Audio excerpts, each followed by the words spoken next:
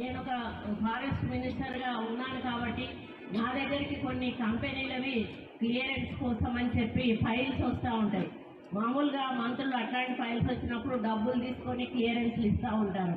నేనన్నా మాకు ఒక న్యాయ పైసా మీరు ఇవ్వాల్సిన అవసరం లేదు, మీరు సమాజ సేవ చేయండి, మా స్కూల్ ఒకటి డెవలప్ చేయండి, మా పేరు మీద అది మీ పేరు గుర్తుండిపోతుంది అని చెప్పినప్పుడు వాళ్ళు మేము పై వాళ్ళతో మాట్లాడాలి మేడం, మా చేతుల్లో లేదు అని సదానంద రెడ్డి.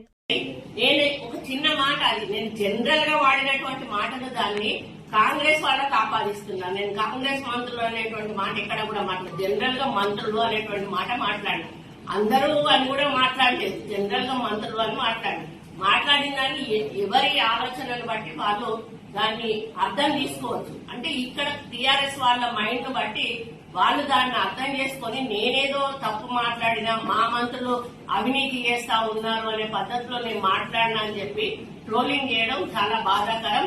వెంటనే దాన్ని ఆపాల్సిన అవసరం ఉన్నది. లేకపోతే నేను సైబర్ క్రైమ్ వాళ్ళకి తప్పకుండా నేను కంప్లైంట్ ఇస్తాను.